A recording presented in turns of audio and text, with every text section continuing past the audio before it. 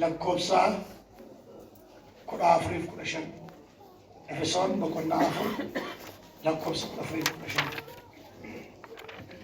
Egaan si'achi ijoolleedhaan asii fachi rukutu warra qilleensa barsiisa namoota haxaarotaatiin haxxummaa isaanii isa gowwoomsaadhaan raawwatamuunis fudhataman hin ta'an. Kanaa mannaa jaalalaan dhugaa dubbachaa kottaa karaa hundumaa gara samataan dhuftee gara Kiristoositti guddannaa. Asirra dhaabbadhee mata duree isiniif kennuu barbaadu mata duree gabaabaa guddina madaalamaa guddachuu kan jettu wajjin ilaallaa yookiin karaa hundumaan guddachuu.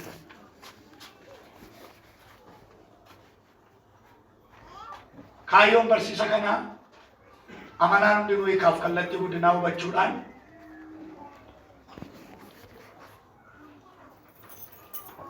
isa keessa jiraachaa amma deebi'ee dhufa Kiristoositti jireenya isaa mootummaa Waaqayyoo keessatti eegaa karaa hundumaan akka guddatuuf kallattii qabsiisuudha. Qabiyyeen barsiisa kanaa immoo hiikoo guddinaa kallattii guddina nama tokko dhufu guddinaaf guddina madaalamaa finnee darbuuf maal gochuu akka qabnu kan of keessatti qabatee jirudha.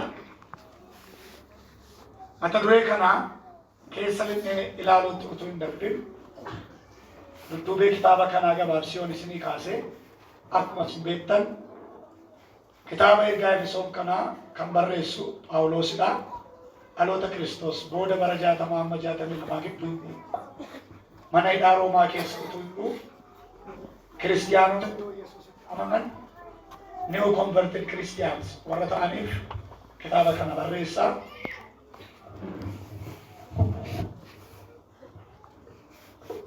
Sababni inni ergaa kana barreessus ergaa isaa isa fayyinni Kiristoositti amanuudhaan ayyaana isaatiinis argama jedhu goolabuuf jedheetti. Kitaabni ergaa Efesoon kun tartiiba kitaabota kakuu haaraa 27 keessaa 9ffaa irratti argama. Boqonnaa 6 qaba. Lakkoofsa 155 averejii 26 jechuudha. Jechoota akka afaan Ingiliffaatti 3,200 irraa ijaarame. Kun dudduubee kitaabichaa gaafa ta'u Efesoon ishee jennu kunoo maal fakkaatti turte kan jedhuuf jecha Efesoon jedhu kitaaba qulqulluu keessatti 23 maqaa dhaameera. Magaalaan Efesoon kun 18 hojii ergamootaa boqonnaa 18 lakkoofsa 18 amma 21 argina. Aqiillaaf Phirisqillaatti taasise immoo Efesoonitti kan tajaajile Apholos miiltoo hidhata wangeelaa Phaawulos kan ture Apholoosidha.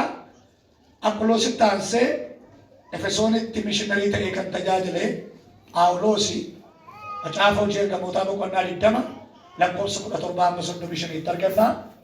Phaawulos magaalaa Efesoon keessaa mana kireeffate, mana kutaa tokko kireeffate, galgala dunkaanoodhaa guyyaa guyyaa immoo wangeela isaaniitti lallabaa ture waggaa 3 magaalaa sana keessa jiraate jechuudha. Phaawulositti taasise immoo Efesoonitti mishiinarii ta'e kan hojjete Ximootiyoos.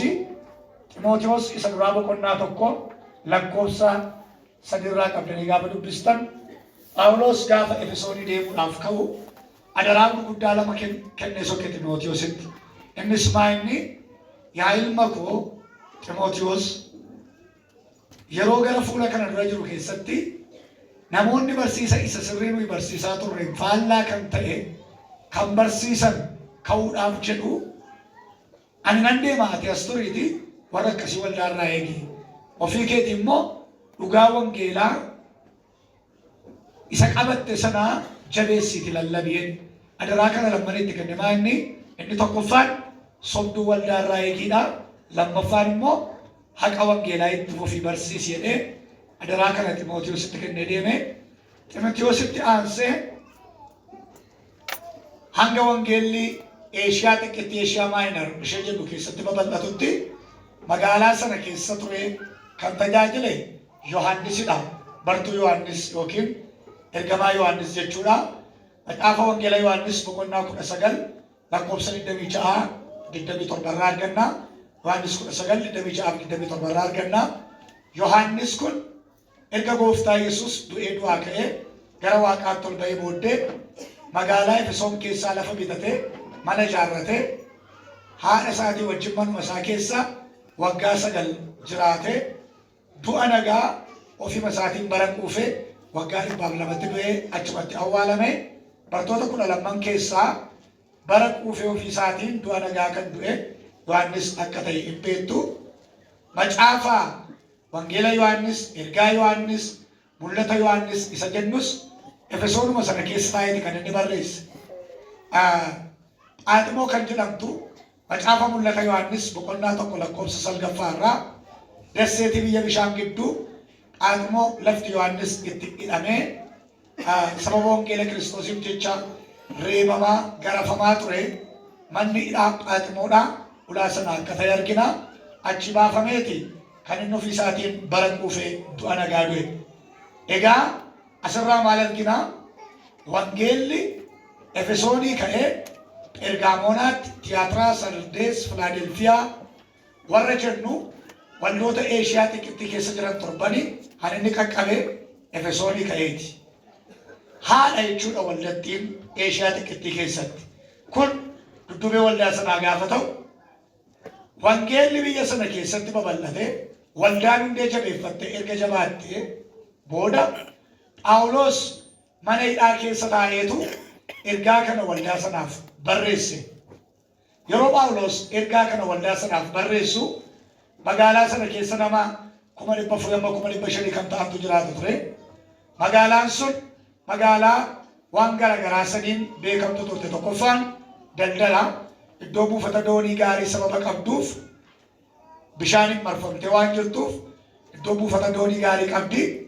Namoonni iddoo garagaraa irraa achitti aara galfatanii darbu. Kanaaf bizinesii guddaatu gaggeeffamu magaalaa sana keessatti. Magaalaa daldalaan beekamteedha.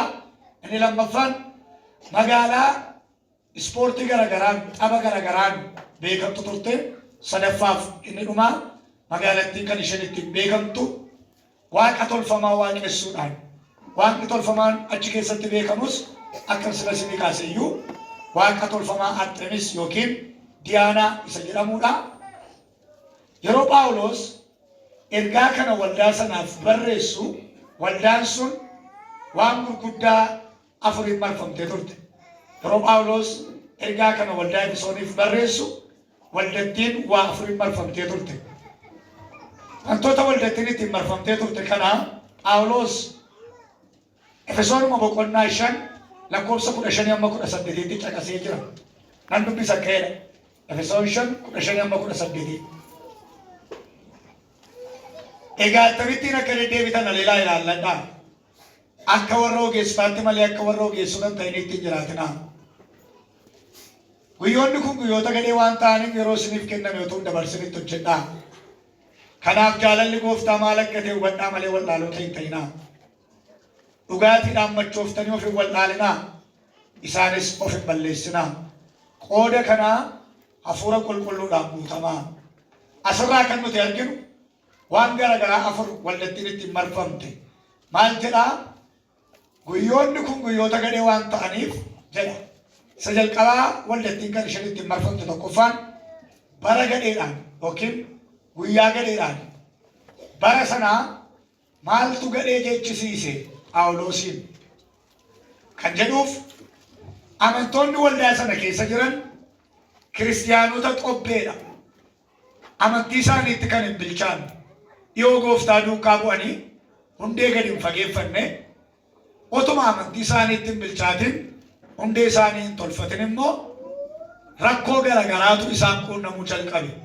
Rakkoon kunis inni keessaaf alaani. Mana keessaa isaanumatu wal irratti kan wal qoodu, wal dhiibu, lagaan, naannoodhaan, zariidhaan, bifaan wal qoodu. Akkuma kana immoo bartee isaan biyya lafaa keessaa dur qaban, aadaa isaan biyya lafaa keessaa, amalli jallinni garagaraa isaan biyya lafaa keessaa ittiin deddeebi'aa turan dhibba isaanitti adda waan hin baaneef waldaa keessattis isuma calaqqisiisu. Kun rakkoo mana keessa jiru yommuu ta'u, alaan immoo Yihuudootaaf Fariisotatu ari'atama irratti geggeessa. Kanaaf Phaawulos guyyaan kun isiniif guyyaa gadheedha. Keessaa isin utuu hin bilchaatin utuu hin tolin wal irratti kan wal dhiibuutti jirtu. Namummaa moofaa isa biyya lafaa keessaa itti jiraachaa turtan sana ofirraa baaftanii hin ganne. Bakkeedhaan immoo ari'atamii jira. Yeroon kun isiniif yeroo gadheedha. Kanaaf guyyaa gadhee kana maal akka inni fakkaatu hubattanii yeroo isiniif kenname kanatti hojjedhaa jedhe. Inni lammaffaan waldattiin kan isheen ittiin marfamte wal'aaloo ta'ani. Maal jedha Phaawulos kutaa nama dubbisirraa? Dhugaatiidhaan machooftanii of hin wal'aalinaa. Isaanis of hin balleessinaa. Qooda kanaa hafuura qulqulluudhaan guutamaa jedhe. Akkan sila isinii kaaseyyuu warri biyya sanaa daldala garaagaraa geggeessanii nyaatanii dhuguudha jiruun isaanii bizinesii isaanii geggeeffatanii gara nyaataan dhugaatii isaaniitti deebi'uudha malee educationally low level irra warra turaniidha. Keessumatti wal'aalummaan inni Phaawulos jedhu kun immoo wal'aalummaa wangeelaati. Wal'aalummaa wangeelaa jiraannaan namni amantii isaatti jabaachuu hin danda'u. Dinagdeedhaan, siyaasaan, qabeenyaan karaa hundumaa rukutamaa ta'a. Kanaaf maal jedhaa? Wal'aalota hin ta'inaa'edha. Wal'aalummaa wangeelaa yookiin bibilikaal litreesii isa jennu doofummaa wangeelaa jalaa ba'anii gara dhugaa wangeelaatti, hubannoo wangeelaatti dhufuun guddummaadha. Waldattiin kan isheen ittiin marfamte sadaffaan machooftuudhaan marfamte. Maal jedhaa? Dhugaatiidhaan machooftanii of hin xureessinaayi jedha. Isa jalqabaa wallaalota hin ta'inaa. Akka warra ogeessaatti deddeebi'aa malee wallaalota hin ta'inaa jedhe. Itti fufee immoo dhugaatiidhaan machooftanii isaanis of hin xureessinaa jedha. So waldattiin kan isheen ittiin marfamte tokkoffaan bara gadheedhaanii, lammaffaan wallaalotaanii, sadaffaan machooftuudhaanii. Arfaffaaf inni dhumaa ejjitootaan marfamtee turte waldattiin. Biyyi sun biyya ejji keessatti dagaage, ejji keessatti babal'ate ture. Ejja inni nuyi jennu as keessatti caqasame isa namoonni bara keenya kana iddooma wayiitti dhaqanii ija namaa laallatanii ejjan osoo hin taane bara sana ofiishaalii recognition argatee beekamtiin kennameefiiti. Kan namni ejja raawwatu bara sana. Sababni isaa waaqa tolfamaa Arxeemis yookiin Diyaanaatu kan isheen ittiin waaqeffamtu maaliini? Waaqa tolfamaa ejjaati. Namni gaafa waaqeffannaadhaaf gara mana sagadaa Arxeemis yookiin Diyaanaa dhaqu akkuma isin amma yaatan dhuftan kanaa hisbiin gaafa dhaqu bara sanaa karra duratti uffata isaa ofirraa baasee qullaasaa akka gara haala isaatii keessaa bahetti gara mana sagadaatti ol lixa. Erga ol lixee booddee abbaan barbaade akka barbaadetti yoo barbaade dhiirri dhiiraa wajjin dubartiin dubartii wajjin akka barbaadetti wal quunnamtii saalaa geggeessa. Fedha foonsaa raawwata ejja geggeessa. Iddoo aarsaa Arxeemis yookiin Diyaanaa irratti. Erga hundumtuu fedha foonsaa raawwate booddee gaafa sa'aatiin waaqeffannaa itti xumuramu ga'u hayyu dureen mana sagadaa sanaa cimee ameen jedhaa hundumtuu kanuma irratti walii galee sokka. Waaqa tolfamaa Arxeemis yookiin Diyaanaatu kan isheen ittiin waaqeffamtu waaqa tolfamaa ejjaati. Namoonni Yesuusitti amananii waldaa sana keessa jiran bartee akkasii keessaa dhufan bakkeedha. Otoo kiristiyaanummaa fudhatanii gara waldaan dhufin akka barbaadanitti fedha foon isaanii raawwachaa turan aadaama jiru kana hojjechiisa ture. Warri Yesuusitti namanne immoo warri biyya lafaa keessa jiran harrayyuu kanuma godhaa jiru. Kanaaf waldattiin kan isheen ittiin marfamtee turte arfaffaaf inni dhumaa ejjitootaani. Kana hundumaa duuba dhaabate kan dhiibummaa inni hafuura hamaadha. Egaan Phaawulos waldaa chaalenjii akkasii keessa jirtuuf waa'ee guddinaa barreessa. Maal jedhaa? Itti deebiin isinii dubbisa kutaan jalqaba dubbise. Efesoon 4:4-15 irraa. Egaa nu si'achi ijoollee dhaana sifacha rukutu warra qilleensa barsiisa namoota qaarotaatiin haxummaa isaanii isa gowwoomsaadhaan raawwatamuunis fudhataman hin taanu. Kanaamannaa jaalalaan dubbachaa kanaamannaa jaalalaan dubbii dhugaa dubbachaa kottaa karaa hundumaan gara isa mataanuuf ta'e gara Kiristoositti guddannaa jedha. Karaa hundumaa gara Kiristoositti guddanna isheen ni jedhe kanarraati guddina madaalamaa guddachuu kan jettu kan hin furanne. Karaa hundumaa guddachuu jechuun maal jechuudha? Waldaan sun eessa jirti? Haala rakkisaa full of complicated kan ta'e haala wal xaxaa ta'e keessa jirti waldattiin chaalenjii garaagaraan marfamte. Sanuma keessatti Phaawulos maal jedha? Isin karaa hundumaa gara Kiristoositti guddadhaa jedha. Wanta alaa waan xuraa'aa mana keessaa waan biyyaa hin ilaalinaa. Kiristoos irra jee keewwadhaati karaa hundumaa isatti guddadhaa jedha. Karaa hundumaa guddachuu isheen jettu kun egaa ammaa inni sana utuun ilaalin fuuldura hiikoo guddinaa ilaaluun murteessaadha. Guddina jechuun maal jechuudha? Guddina jechuun akka dhalatan itti hafuumannaa jijjiiramsa namarraa eegamu fidanii darbu jechuudha. Guddina jechuun akka dhalatan itti hafuumannaa jijjiiramsa namarraa eegamu fidanii darbu jechuudha. Namoonni tokko tokko umurii isaanii guutuu utuu hin jijjiiramin utuu hin guddatin achuma ta'anii gufuu karaa keessaa ta'anii mataanii utuu ta'anii duru. Waggaa 20 achuma taa'ee buddeen nyaata hin baratu, achuma taa'ee buddeen nyaata mana hin ijaarratu, achuma taa'ee hin fuudhu, otuma hin fuudhin waggaan isaa 38 ta'e 40 ta'e maqaa waaqayyoon ulfaata. Irraan deebi'anii ishee. Guddina jechuun akka dhalatanitti hafuumannaa jijjiiramsa namarraa eegamu fidanii darbuu jechuudha. Egaa namni tokko karaa hundumaa guddinni isaa wal simee adeemuutu isaaf ta'a. Garamitti guddachuu qaba namni tokko kan jedhuuf karaa hundumaa guddinni keenya wal simeen adeemu yoo ta'e lafatti rakkoo godhatu qaba guddinni namaa. Karaa hundumaa guddinni keenya wal simeen adeemu taanaan milkii dhabna, fiixaan ba'uu dadhabna. Siyaasaan, dinagdeedhaan, barumsaan, hafuuratti, hawaasummaadhaan karaa hundumaa guddinni keenya wal simeen adeemu taanaan akka ijoollee hanqina kaalsheemiitiin qabamee ta'a guddinni keenya. Daa'imni hanqina kaalsheemii qabdu maal taati? Kaalsheemii gaa ijoolleen hin arganne maal taati? Lafee isheetu lallaafa. Kanaaf talaalleedhaan kennu mana qorichaa irraa. Lafee isheetu lallaafa. Vaayitaaminii gaa, pirootinii gaa, kaarboohayidireetii gaa hin arganne yoo ta'e namni tokko maal taati? Mataan ishee guddatee buqqee ta'a. Mormi qallatee limmoo ta'a. Garaan guddatee boccii ta'a. Miilli immoo qallatee shiboo ta'a. Sheppileesii taati jechuudha. Daa'imni nyaata madaalamaa hin arganne mataan guddatee montaarboo ta'eera. Mormi qallatee shiboo ta'eera. Garaan guddatee boccii ta'eera. Miilli jalaa qallatee limmoo ta'eera.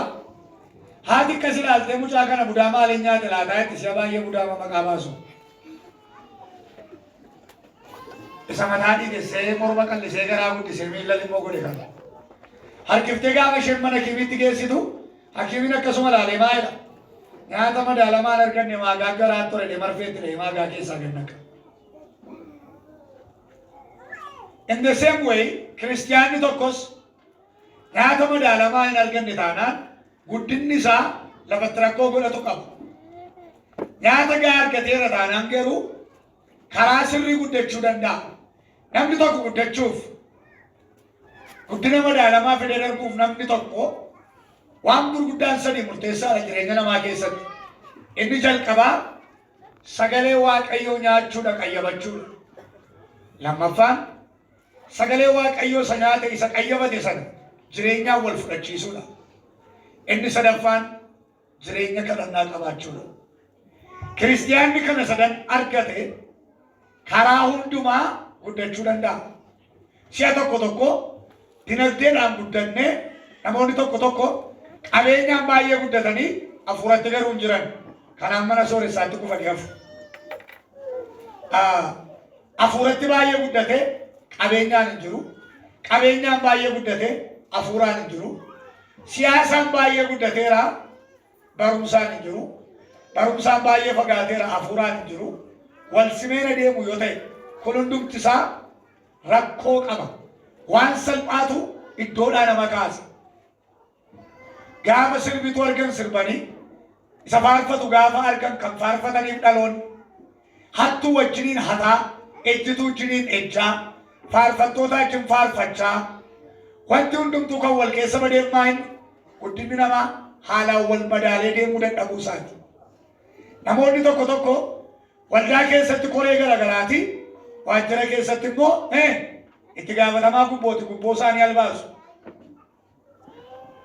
Mandara keessa deemanii nama hamataa oolu cubbuu garagaraa hojjechaa oolu waldaa keessatti sin tajaajiluun faarfatu. Gisee tokko amma miti yeroon isaa tureera bara mangistiin nama biyya bulchu qabachuudhaaf jedhu jala bara warri juuntaa biyya geggeessan jechuudha. Sagantaa wayii jirti roobii mana koo kadhannaa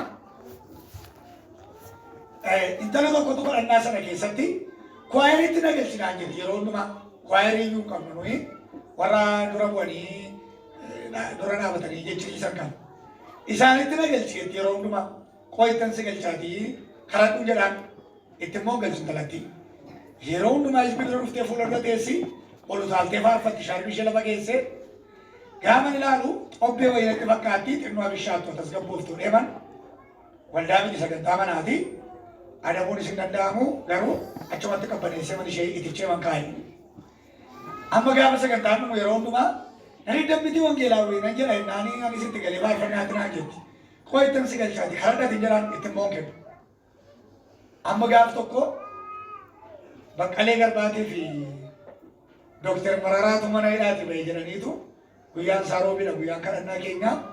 Gaafa nuyi waaqeffannaa irraa baanee intalli numne gaafas. Waaqeffannaa keenya irraa baanee laaqana barbaadannee gara asfaaltiitti gadi buune dirree Matoobistii tangala. Gaafa gadi buunu hispini sirba maal jennaan Dookter Mararaa fi Baqqaleen mana hidhaati baheedhan.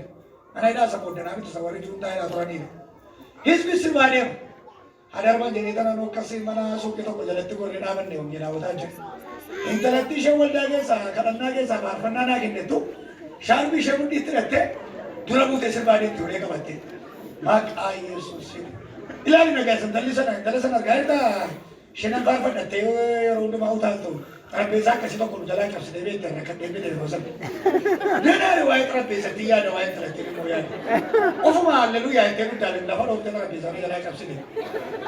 Seexanatu itti galee xarapheessaa cabsiisa ofuma halleluuyaa.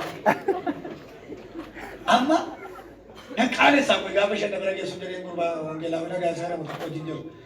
Qaanessaa kun dhuftu jedhu. Gaafa isheen bira geessu gammalee qabeeni amaluu reetiin talaan jedheen nawallaasee wangeelaa hojjetu. Eegale na faarfadhe taara moosumii taara jedheen har'a kan isin bire dhiira maalii jette. Har'a kan isin bire dhiira maalii jette isheen keessa sirba isheen. Silumaa maal taateetti hin tan balaqqima wayii tokko argite hafuuruma wayiitti balaqqeessee naani shaakaa booraa ishee walirra naqaa jirti malee hin jirtu amantiitti hin jirtu. Guddinni keenya karaa hundumaa wal simeen adeemu yoo ta'e lafatti rakkoo godhatu qaba. Hin kolfinan malee isbiin keessan baay'een keessan isbii yoo ta'u baate baay'een keessan kanoo keessa turtan. Dafinooti amma samba duraatti echaama sanbata guddaama waldaa keessaa qeesii bis harkachii ol kaasu warra kaaniis harkachii ol kaasa isbii. Kufaatiin irraa Awurooppaatti Ameerikaatti kan inni dhufe maali yoo jettan akki isaanitti wangeela kana ilaalaniif dhimma saayinsiif teknooloojii duukaa bu'an mataan isaa rakkoo akka qabu argina. Ani ofii kooti waldaa erga dhaabbatte waggaa 1300 taate daawwadhee beeka ofii kooti. Jarri wayii tajaajila na waamanii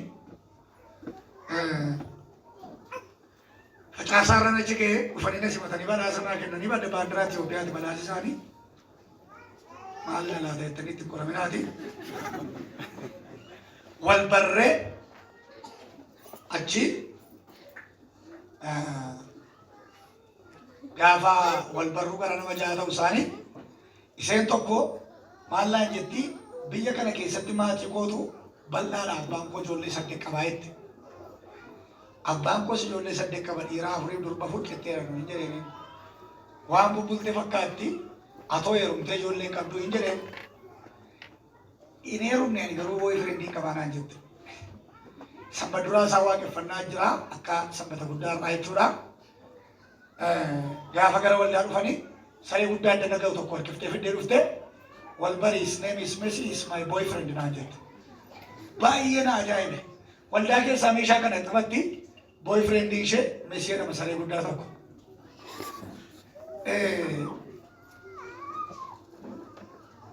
Waldaa 666 barreeffatanii jiranii ani argee beekan ofii kooti.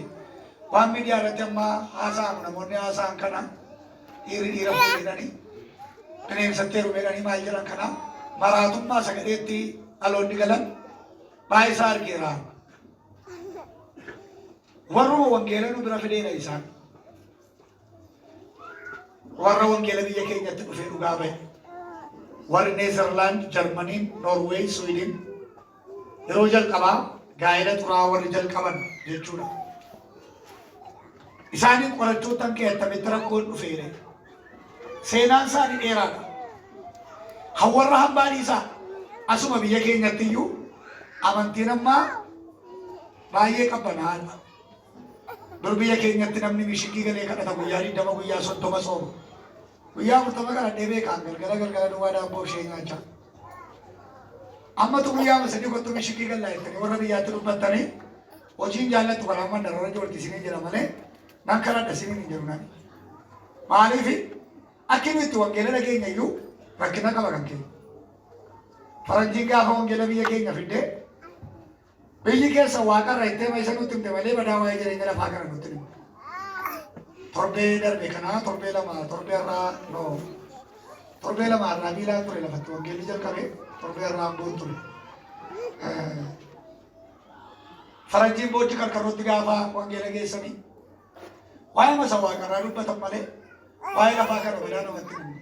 Kanaaf namni hikkana ta'ee sooma hin bu'a barasan.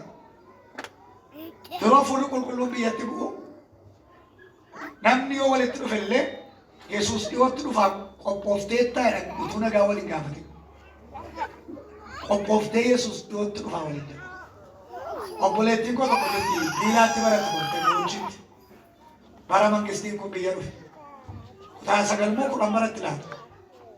Utuu achii barattu qeesbalinaafaa biraa dibata argattee tamaarii dhiiftee galte maal jennaan ani gooftaa afan adda bahee Yesuus dhiyootti dhufanii baran du'etti. Definoo abbaan ulee fudhatee reebee ayyaa wayyaa ishee beestaalitti naqattee daabboo fudhattee deemti mana. Karaa gara sa'aatii 7 deemuun irraa isheen mishikii galti ollaa kadhannaa. Jimaata akka nama mana barumsaatii galu beestaal ishee baattattee galti daabboo ishee achitti albaaftee. Kadhannaa turte garuu jinnatu. Ammas definoo abbaan reebee ayyaa isheenoo kadhannaa ishee mandara keessa Yesuus dhiyootti dhufan baran dhuunte. Gondeenyaa ishee tokko jirti dhummoon beekna. Tinminaan hin jedhu malee dhaabbaatti. Ootuma kana jettu Yesuusis dhufuu hin ture. Tamaarii isheen dhiifte kan nama gaddisiisu Yesuusis hin ture. Itti dhiifte gurbaa tokko harkattee duukaa collotatte. Isheen illee neqqaatee iyyuu heerumte gondeenyaa ishee sun immoo amma irraatti hin heerumnes hin barannes amma maraattee qalbii gattee ana abbaan manaa koo Yesuus tan heerume jechaa magaalaa keessa deemti. Maal isiniin jechuu barbaadeetanii nu akkinu itti wangeela fudhanne utuu rakkina qaba. Kiristiyaanummaan kun akka waan hojii nama jibbisiisu, barumsa nama jibbisiisu, bara hafuura argatan inni kaan barumsa dhiisee tajaajila jedhee wayyaa isaa koddaatti naqatee mandara keessa jooraa. Inni kaan hojii dhiisee utuma biyya keenyaa Yesuus dhiyootti dhufa ittee ijoolleen hojii dhiiftee qonna dhiiftee kadhannaa maduwaa godhanii utuma satti ta'anii gara oleenaa qonna qotanii nagadanii gaafata saabeeffessaarii bitanii kan erganii ani badee haala qottee ijoolleen ammaa kadhannaa ishee dhiiftee waldaa dhiiftee biizinesiitti dachaate mamma wal jala darbaa ta'e. Akki nutti wangeela fudhanne illee xinnoo rakkina qaba isiniin jechuun barbaada. Faarfannaan tokko jira galataa Waaqayyoo irraa maal jedhaa? Qeesiin faa beeku. Nu waddanaa mana hin qabnu eessa laataree?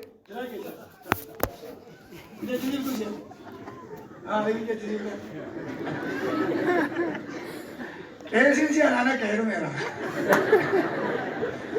Daftara galataa waaqayyoo irra jira beektaati. Inni sun beeka. Maal jedhaa?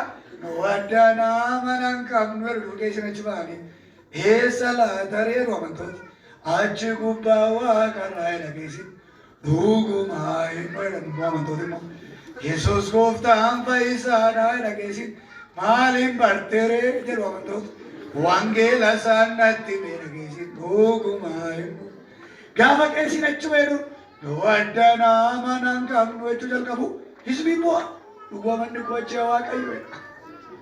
Waa manni jedhutti kenna qodaa buusii keessa buusa isbi manni kochee amma gaakuu amala keessannis faarfachiisuu dhiisaniiru garuma sana yoo warra kan keenya agarraa minni hojjeese malee nakkeen keessi ijoollee ishee olatisee barsiifachaa turte waddanaa mana keessatti faarfachiisa.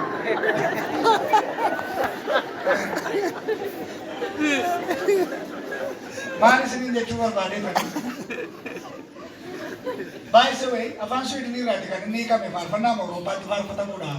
Deseemiidha faarfannichis qindaasee nuyi irra waldaa keessaa qabnus akka nu itti wangeela fudhanne illee xinnoo rakkina qaba isiniin jechuu barbaadeen. Egaa guddina fiixaan ba'aa guddachuudhaaf namni tokko maal gochuu qaba kan jedhuuf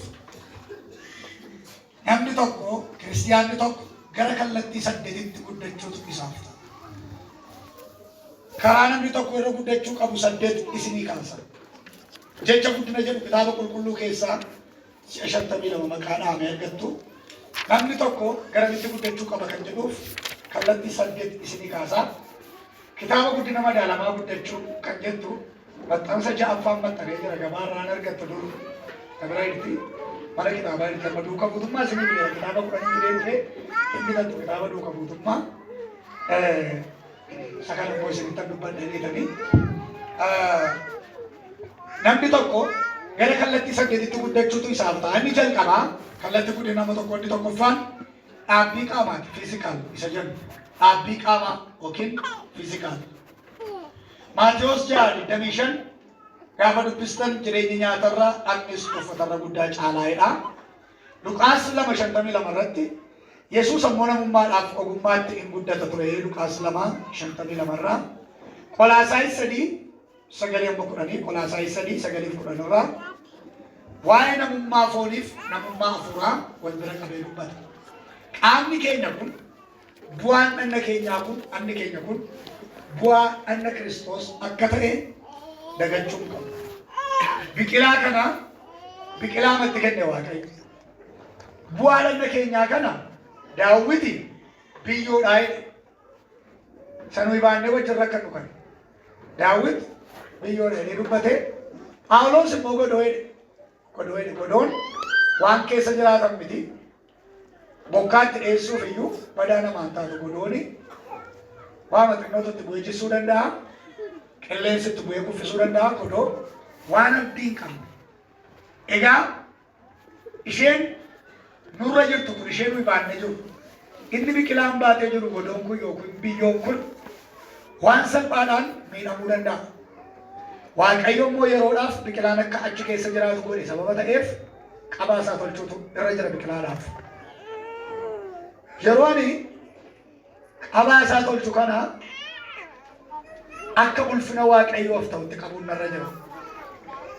Bara kanaa dhaloota bara kanaa waan 28 fakkeessaan achi keessaa tokko dhaloota akka feeteeti akka fedhe jiraatu akka fedhe haasa'u akka fedhe nyaatu akka fedhe uffatu akka barbaade rifeensa sirreeffatu dhaloota akka feetee.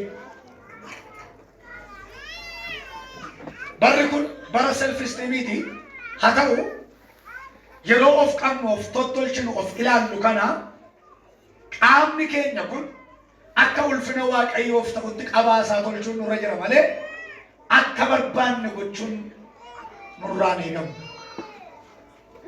Afaana jirtu miti sirriitti na dhaggeeffadhaa. Bara kana namoonni hangooti jedhanii akkuma isinii kaase waan barbaadan ofirratti hojjechuutti jiru. Amma taphattoota baay'ee yoo laaltan sirbitoota baay'ee yoo laaltan anna isaanii irratti taatoo garaagaraa hojjetatanii muraa jechuudha muraa isa jedhamu harka isaanii irratti irree isaanii irratti gatiittii isaanii irratti fakkii bineensaa, fakkii jawwee, fakkii masqalii, libbii waan garaagaraa kaa'atanii jiru. Hawarra biyya hambaa duwwaa miti. Biyyuma keenya keessatti iyyuu itti jiraama amma.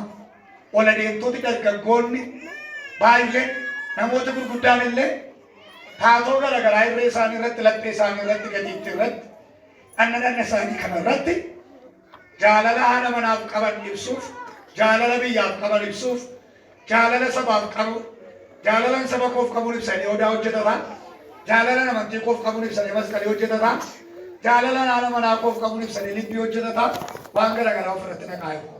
Siistema ittiin seexanni 666 ittiin mallatteessituudha. Karaa ittiin 666 ittiin mallatteessisan keessaa tokko dhiiga ofii aarsaa gochuudhaan. Dhiiga ofii karaan ittiin aarsaa godhan immoo tooftaadhaan jaalala fakkeessee seexanni yookiin qaroomina fakkeessee ittiin beekamta ittiin jedhee namaan akka inni dhanna isaa murmuru gochuudhaan. Biyya keenyatti taatoo hojjetachuun reefuu ifaa jira malee warri biyya hambaa kanarra darbanii an dhiira ta'uu hin barbaadu dhiirri hormoonii harma isa baasisu gara dubartiitti isa geddaru fudhatee gara dubartiitti of geddaraa jira. Dubartiin waaqayyo dogoggoraan dubartiin godhee ani dhiira ta'uu hin barbaada jettee hormoonii areeda baasisu sagaleen isaa akka furdatu godhu hormoonii garaagaraa fudhattee gara dhiiraatti of geddaraa jirti. Yeroo jalqabaa Toomaas Baayet kan jedhamudha. Dubartiin dhiiratti of geddartee deessee Toomaas Baayet kan jedhamu Awurooppaa keessatti dhiira yeroo jalqabaa ulfaa'e jedhamee seenaan isaa odeeffame. Kitaabni qulqulluun inni kun yakka akka ta'e kaa'a. Macaafa seera Lewwotaa boqonnaa 19 lakkoofsa 28 irraa. Lewwota 19:28 humnaa dubbisa. Namni argate hin jiru. Anggeeraan qabdani. Naa dubbisa 19:28. Soofti qophii irraa isa ta'uu argattan irraa.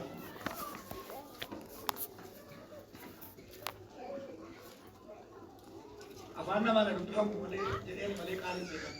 Ani waaqayyoodha warra du'aniif jettanii dhagna keessan hin murmurinaa jedha. Eeyyuu dubbisa. 19:28. Ani waaqayyoodha warra du'aniif jettanii dhagna keessan hin murmurinaa. Barreessaadhaanis milikitaa tokkollee ofirratti godhatinaa. Ilaa maal jedha? Ani waaqayyoodha warra du'aniif jettanii dhagna keessan murmurtanii barreeffamaaf mallattoo tokkollee ofirratti godhatinaa. Taatoo isa jedhamu jechuudha. Warra du'aniif jettanii inni jedhu kun inni du'eewwanni Luusfer seexanicha. Isaaf aarsaa of gochuuf jettanii seexanatti harka kennuuf jettanii hin gowwoominaa jedha. Dhagna keessan hin murmurinaa. Barreeffama garaagaraa ofirratti godhinaa. Itti uftanii gaafa dubbistan namni kana godhe yakka hamaa waan hojjeteef saba keessaa akka baafamu dabarfamee akka kennamu dubbatu. Egaa dhagna keenya kana akka barbaanne gochuu hin dandeenyu. Akka ulfina waaqayyoof ta'utti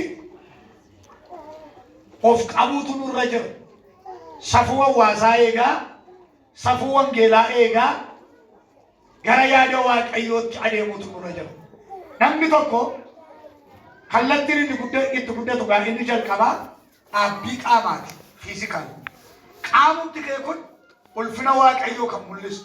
Akka itti rifeensa tolfatte, akka itti tuffatte, akka itti guddachuutti jirtu kun waan ati dibatte kun ulfina waaqayyoo kan mul'isu ta'utu irra jira. Buraayyuu keessatti illee akka faashinii wayii godhaa jiru amma maa'inni ani yeroo darbe malee rifeensa goonan sirreeffadhaa.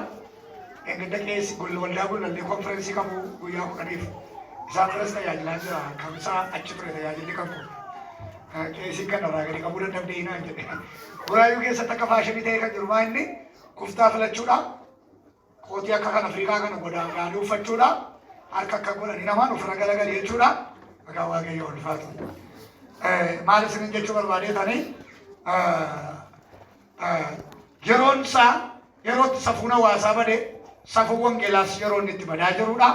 Kanaaf nan darbaa qaamni keenya hankeenya mini akka ulfina waaqayyoof ta'utti kunuunsuuf qabuun nurra jira. Kallattii guddina nama tokkoo inni lammaffaan sammuudhaan guddachuudha. Mental isa jedhu sammuudhaan guddachuu.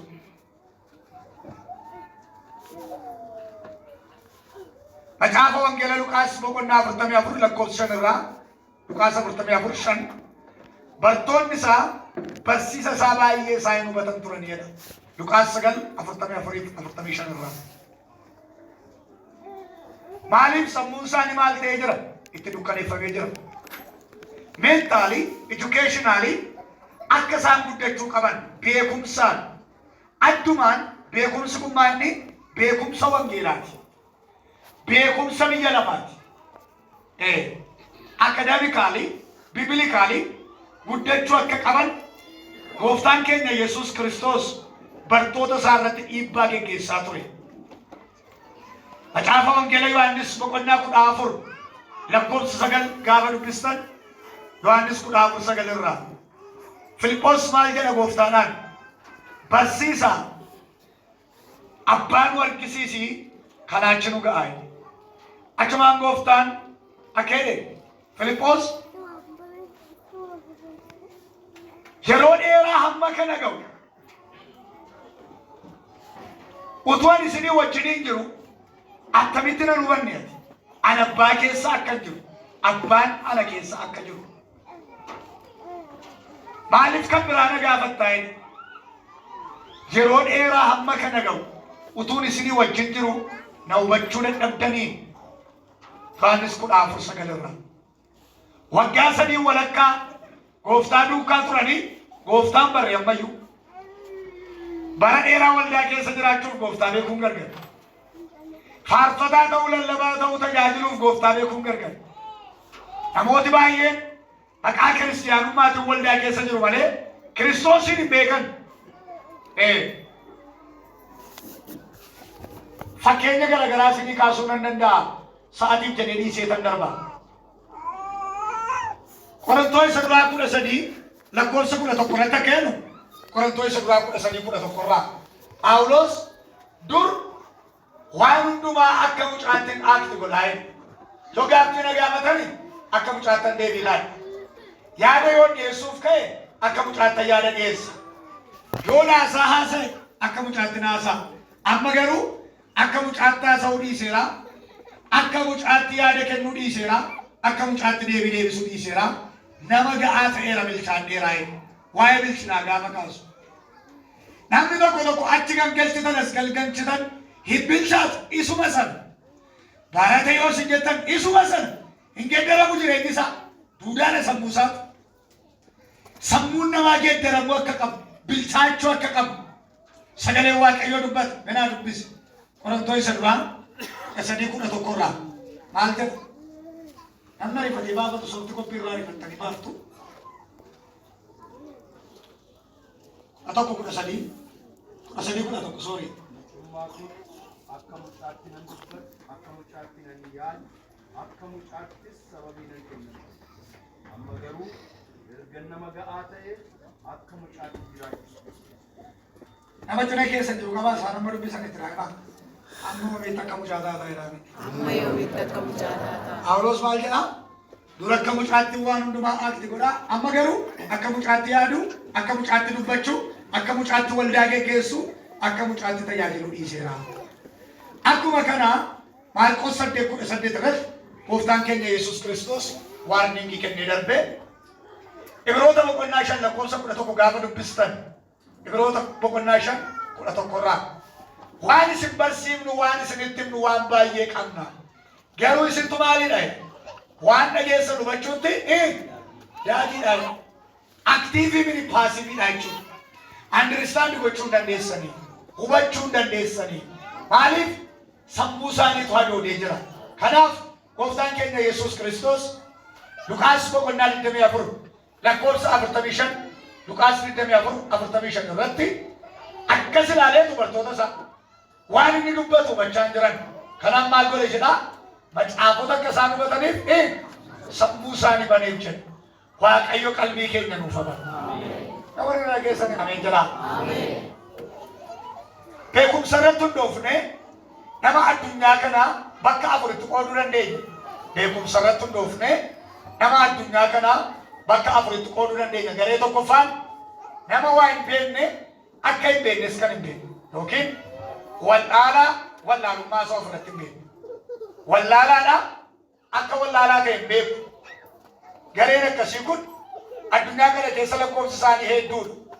Wallaalaadha akka wallaalaa ta'e hin beeku. Amalli isaanii balaafamaadha warri akkasii. Waldaa keessa ta'u biyya keessa gareen akkasii lakkoofsi isaanii guddaadha. Amalli isaanii immoo rakkisoodha. Maaliif? Wallaaloodha akka wallaaloo ta'an hin beekan. Yoo isin barsiisuuf kaatan isin irraa barachuu hin danda'an. Ani beeka jedhanii of yaadu gatii ta'eef. Wallaalummaa isaa ofirratti hin beeku. Ani beeka jedhee yaada. Ani guddaadha jedhee yaada. Ani nan danda'a jedhee yaada. Garuu achi hin jiru. Nama hamma isaa hin beekne jechuudha. Garee lammaffaan nama hin beekne akka hin beekne immoo nama beeku yookiin wallaalummaa isaa ofirratti beeku. Gareen akkasii kun lakkoofsi isaanii xinnoo gadi bu'aadha. Amalli isaaniis xinnoo fooyyee qabamaa inni wallaaloodha akka wallaaloo ta'an beeku. Kanaaf yoo isin barsiisuuf kaatan isinirraa barachuu danda'u. Akka wallaalaa ta'e beeka gatii ta'eef barachuu danda'a. Garee sadaffaan nama beeku akka beeku garuu kan hin beekne yookiin beekaa beekumsa isaa ofirratti hin beeku. Beekaadha akka beekaa ta'e hin beeku.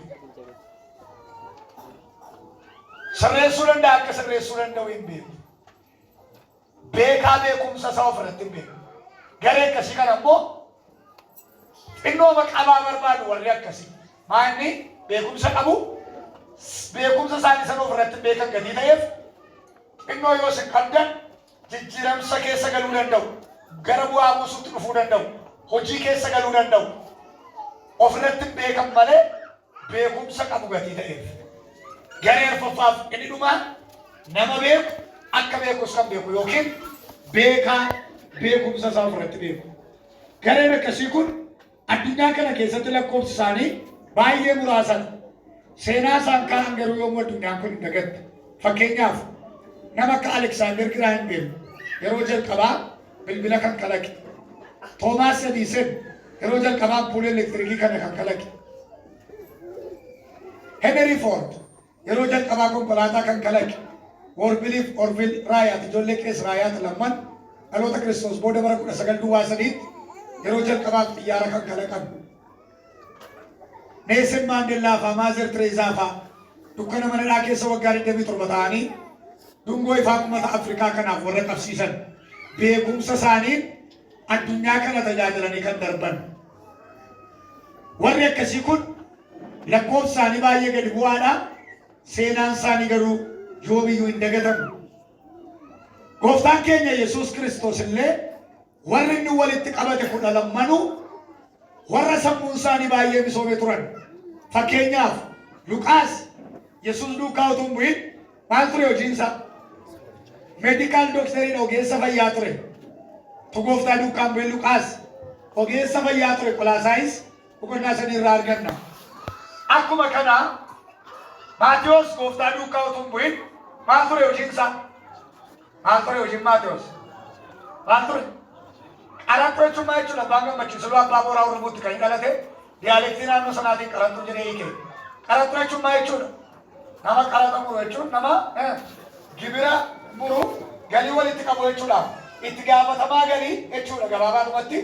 Akka Ahimad Shidee irraa jechuudha ministeera maallaqaa akka Ahimad Shidee irraa jechuu dandeenya yookiin business management, accounting, finance dhimma herregaa jechuun wal qabatu maaneej kan godhe sirriitti kan barate jechuudha.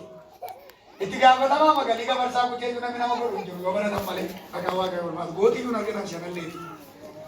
Maal isin jechuun barbaade nama baay'ee barate ture sammuunsaa. Akkuma kana Phexros, Yohaannis, Yaaqoobbaan maal turan? Gooftaa duukaa hin bu'in. Qurxummii qabdu fisherman maal jechuudha kun? Yeroo baay'ee namoonni Yesuus Phexros fa'aa Yohaannis fa'aa ishee qurxummii jettu ajooftuma kana fuudhee ittiin hojii hojjetachaa ture jedhu tajaajiltoonni dadhaboon tokko. Jarri warra ajooftutti investeroota turan sadan isaaniiyyuu. Phexros, Yaaqoob, Yohaannis kun investeroota turan isaan maal hojjechaa turan? Qurxummii horsiisaa turan, qurxummii qabaa turan. Bara sana bizineesii guddaan akka biyyaatti gaggeeffamu waa lama ture. Innis maa inni daldala ilka arbaaf qurxummii ture. Initiatiivii sama mootummaan jalqabee hooyyee horsiisaan daanqoo horsiisaa jedhu kana Phexros Yohaannis Yaaqoobbaa bara sana kan isaan jalqaban initiatiivii qurxummii irratti bobba'anii maqaa Waaqayyoo ulfaatu. Akkuma kana Phaawulos gooftaa duukaa utuu hin bu'in maal ture hojiin isaa Phaawulos? Gooftaa duukaa utuu hin bu'in abbaa seeraa ture looyeriidha. Waa'ee ofiisaa egzaagireet ture haasaa yeroo baay'ee Phaawulos. Agriiphaa mooticha dura dhaabatee gaafa falmatu maalidha? Waa'ee koo beektu jedhe. Zarii koo yoo ta'e mandaran itti dhaladhe qoradhaa jedhe. Mudaan qabu adeeme. Seera biyya kanaa yoo ta'e immoo Gamaali'eel Profeesera beekamaa biyya kanaa jalattan artiikelii ishee tokko tokkoon lakkaa'uu jalqabe. Seera biyya kanaa tokko tokkoon an beekaa looyeri beekamaa ture. Warri gooftaa Yesuus walitti qabate illee warra sammuun isaanii baay'ee misoome ture. Egaa beekumsaan guddachuun baay'ee murteessaa akka ta'e kitaabni qulqulluun lafa kaa'a. As keessaa warri barumsa hiittanii jirtan yoo jiraatani baradhaa. Ittiin buddeenni hin jiru, ittiin hojiin hin jiru, ittiin tajaajilli hin jiru hin jedhinaati baradhaa. Ani nama hin baranne hin jaalladhu. Nama hin baranne takkuma hin jaalladhu. Waaqayyoos nama hin baranne hin jibba jechuu hin danda'u. Hin komataa laadhee yaada garuu. Sirri wani isinii jira. Ani ofii kootiin hin baradhu. Umuriin koo amma 42 qadaadeera maqaa Waaqayyoo ulfaatu. Erga umuriin koo barumsaan kee amma kana hinuma hin baradha. Waggattiin nu waan fura fudhataa jira malee amma yoo Waaqayyoo jedhe xirriitti barumsa kan biraan jalqabanii kan horan qabu. Nan baradha barumsa hin jaalladhu. Dubbisuudha, qayyabachuudha, seerchaa gochuudha wanta hundumaa. Keessumatti warri hojii Waaqayyootti bobbaatanii jirtan kitaaba dubbisaa, caaffatawwan qulqullaa'oo dubbisaa, baradhaa. Yeroo isaa yeroo gaariidha. Beekumsaan guddachuun baay'ee murteessaadha. Ni sadaffaan kallattii guddina nama tokko ni sadaffaan miira emotional isa jennu miiraan guddachuudha.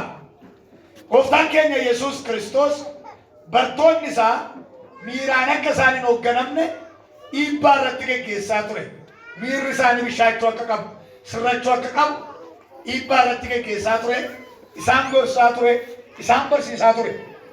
Miirri keenya bishaachuutu irra jira.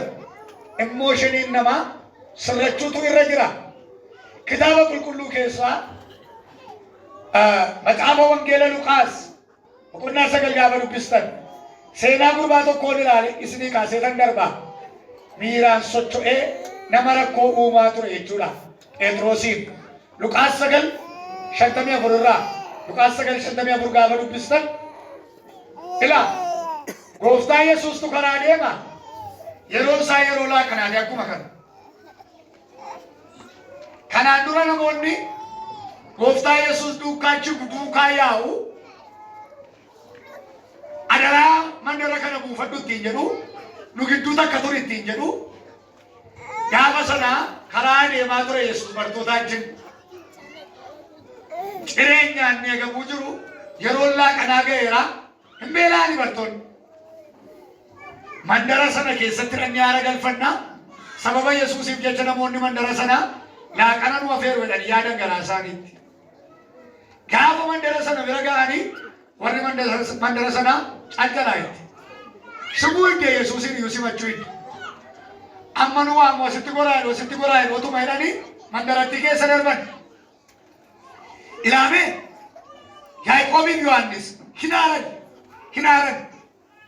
Yesuusin waamaniitu barsiisaa jedhan abee jennaan akka Iliyaasti shabichi baraka kumoofaa hojjete mandarattiin abiddi waaqarraa bu'ee abbaru jennee irratti abboomna jedhan.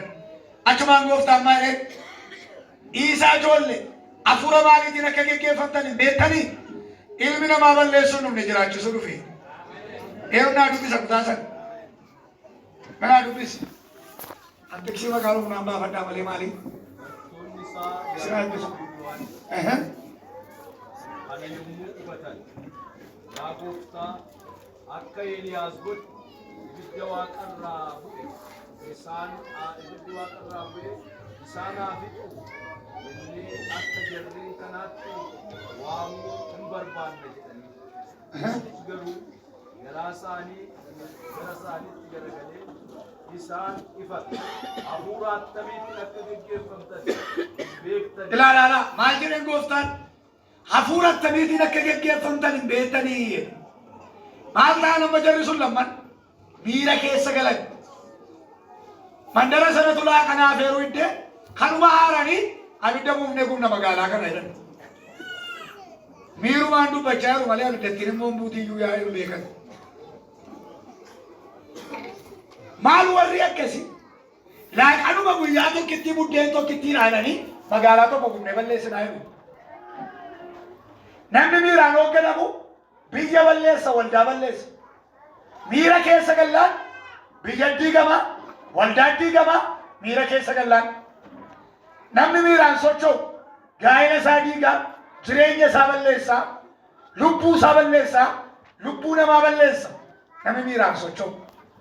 Miirri namaa bishaachuutu isa jira.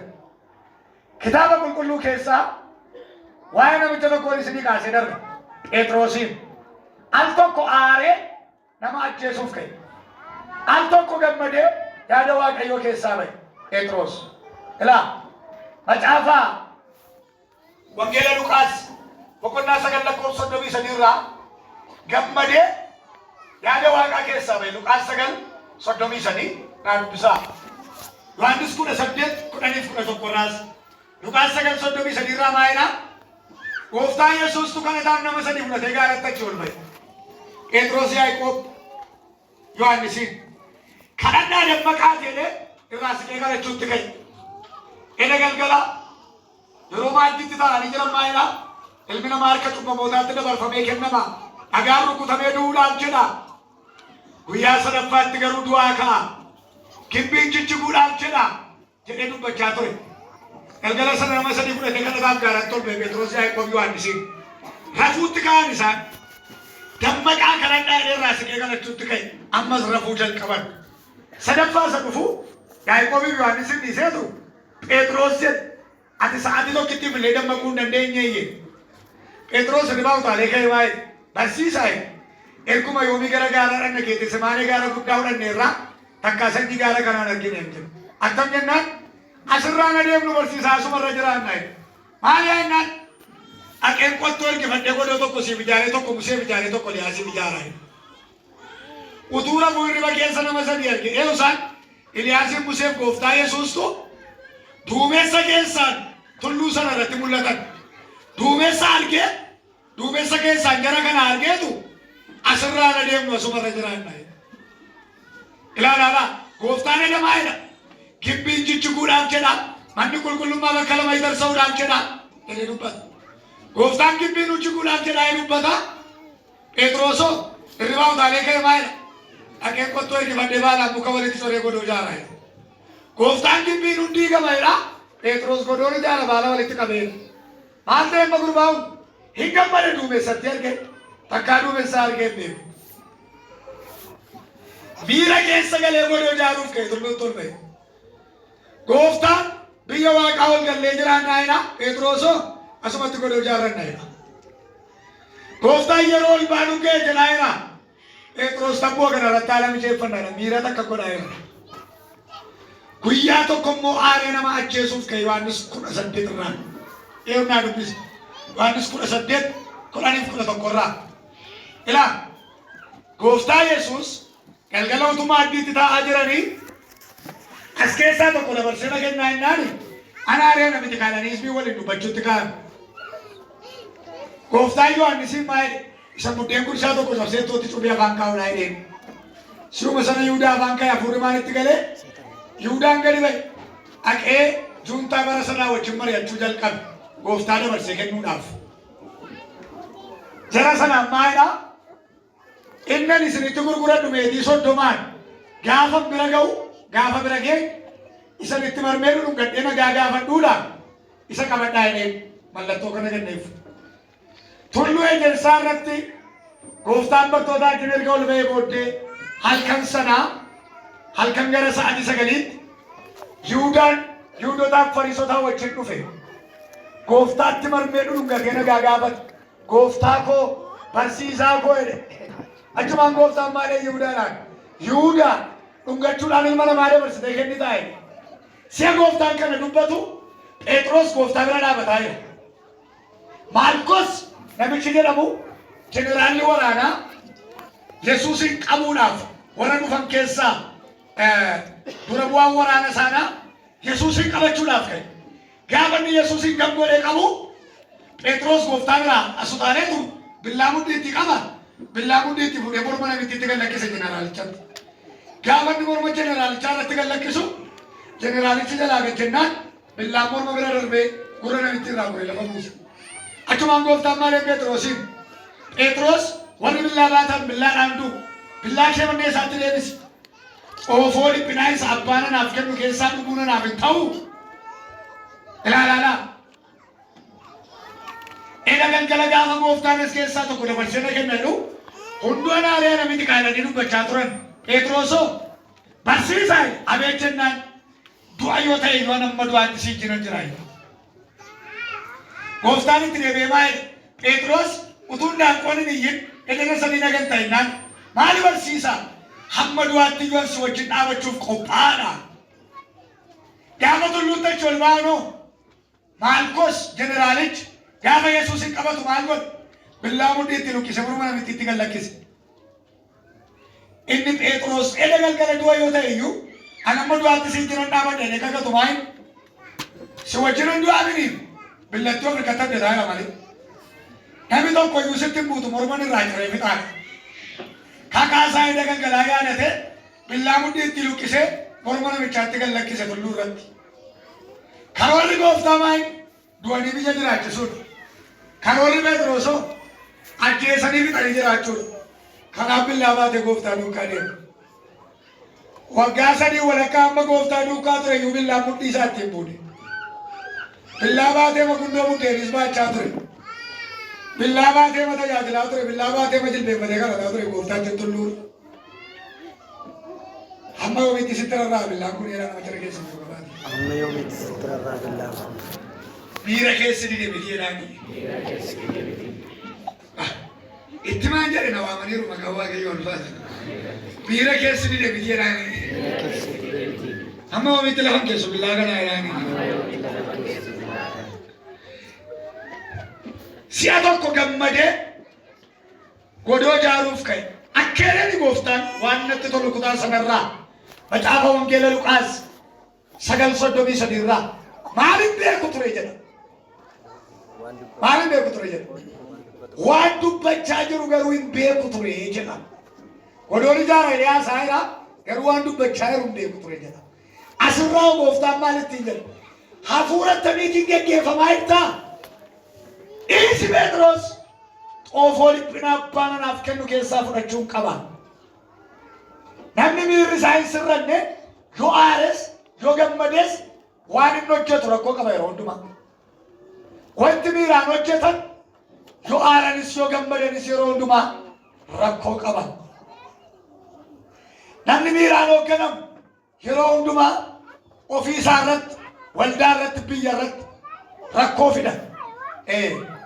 Kanaaf miirri namaa sirrachuutu irra jira. Amalli nama miiraan hojjetu yookiin miiraan socho'u maali? Isa jalqabaa namni miiraan geggeeffamu qilleensaa wajjin oolaadha. Fakkeenya 12:11 irraa qilleensaa wajjiniin oola.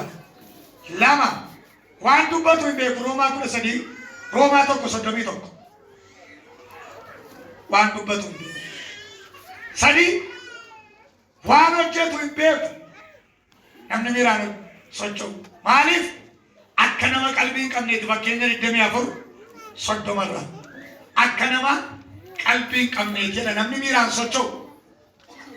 Dookterii tokkotu warra maraattota sammuun isaanii tuqame yaala jedhanii akka Amaanu'el kana jechuudha. Amma yeroo dheeraa isaan yaalee namoonni 3 isaan keessaa maraattota sana keessaa maraattota inni yaalu keessaa jechuudha.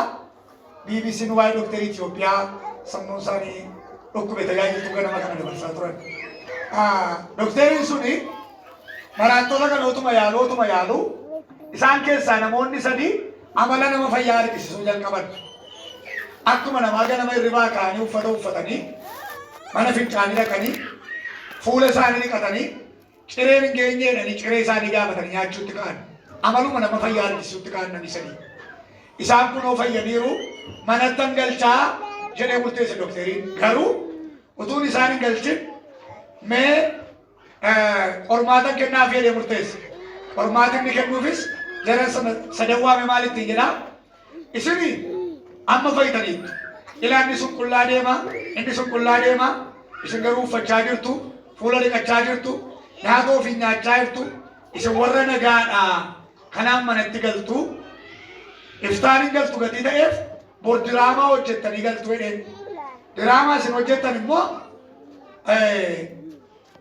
sadan keessaniyyuu diraamaa isin hojjettan inni tokko akka qotee bulaa isa baadiyyaattitu midhaan fe'attee dhuftee jiffattee irra teessee nagaddaa. Isa tokkoon immoo akka warra magaalaa keessa hojjetaa mootummaatti ati immoo qodaa kee fudhattee dhattee isa namichi kun nagadu irraa bitatta. Isa tokkoon immoo ati jara kana lamman dhaabbattee baabeetii goota madaaltaati immoo jedheen.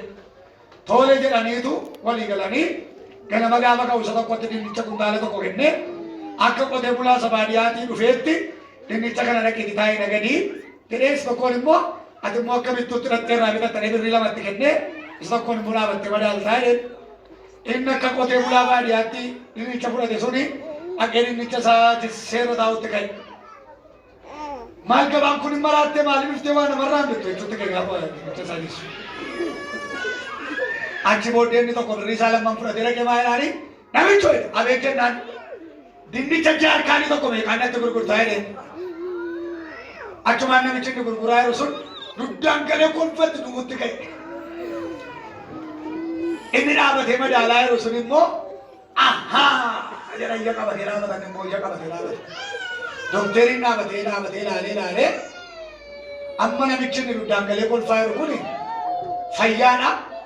Inni dinnicha jaarkaanii tokko meeqaan natti gurgurtaa garuu hin fayyine jedhetiin tale maaliif dinnichi jaarkaanitti hin bitamu keeshaatti bitama gadi ta'eef. Achi booddee qoy gaaffii gaafadhaa jedheen sana gadaa jiru sanaan maal kolfaa jirtaa natti gurgurisiin jedhaa jedhee maaliif itti gurgurtu jennaan waa'ee mana mittii kanaan na dhibaa jiraa maaliidhaa jedheen malakkeetti dinnicha bitan utuu hin baatin nami gabaabaa jedhe. Amma dinnichi maalitti bitama silaa keeshaadha. Malakkeetti sin bitamu jaarkaanitti sin bitamu jarattiin lamman ishee maal hin taane ammayyuu nagaa miti sammuu ishee. Namicha isa madaalaa jiru sana immoo itti deebi'ee gaafate doktariin maal otoo ija qabattee yaada badaa jirtaa maal taate maaliif akka kana taataa jedhee gaafanni gaafatu maal jedhaan inni immoo isuma jarri kuni meeshaa ittiin faarfatan utuu hin qabaatin akka kanatti fayyinee irradhanii waaqayyoof galata dhiyeessantu na ajaa'ibaa. Kolfaa yeroo malee namichi faarfataan jiru amma sadan ishee maal hin taane jar nagaa fakkaatti malee nagaa miti. Namni miira isaatiin hoogganamu akka nama qalbii qabneeti fakkeenyaa 24 qabdanii gaafa dubbistan argina. Inni kan biraan rakkoo keessa naanna'aa oola fakkeenya 17 namni qalbii hin qabne rakkoo keessa naanna'aa oola kan biraan uumaa isaa hin hubatu keessa deebii 32 jira namni qalbii hin qabne gowwummaadhaan du'a fakkeenya 11 irraa. Egaa miirri keenya sirrachuutu isaaf ta'a. Miirri keenya sirrachuudhaaf immoo ilaalchi keenya qajeeluutu isarra jira. Ilaalcha irratti hundoofne nama addunyaa kanarra jiru bakka sadiitti qooduu dandeenya. Garee tokkoffaan warra ilaalcha sammuu dhiphaa qaban. Garee lammaffaan warra ilaalcha sammuu giddu galeessa qaban. Garee sadaffaan warra ilaalcha sammuu bal'aa qaban. Small minded people, medium minded people, large minded people warra ta'an. Kanaadha sa'aatiin kun. Sitti maa deemna waan jettanii manittuma jira malee sa'aatii tokkoof daqiiqaa 10 lallabee. Allatti guddina nama tokko waa meeqa kaafna inni 8 tokkoffaan dhaabbii qaamaa fiizikaal lammaffaan sammuudhaan guddachuu mentaal sadaffaan miira imooshinaal arfaffaan maatiidha faamilii isa jennu asuma irratti dhaabaa waaqayyo sagalee isaas dhageenya nuuf eebbisu. Ameen jettanii fudhattanii lallaba. Ameen. warra karaa hundumaa guddatan Waaqayyo nu haa godhu. Ameen. Warri kana dhageessan ameen jedhaa. Ameen. Kitaaba qulqulluu keessaa iddoo tokko caqasee isinii hiruu nan danda'a. Gooftaan garuu oriijinaalii meesejii kana akkan isinii kennu amma qalbii korra kaayila kanaafan kana isinii file. Gooftaan ganama kana akkasiin jedhu yeroo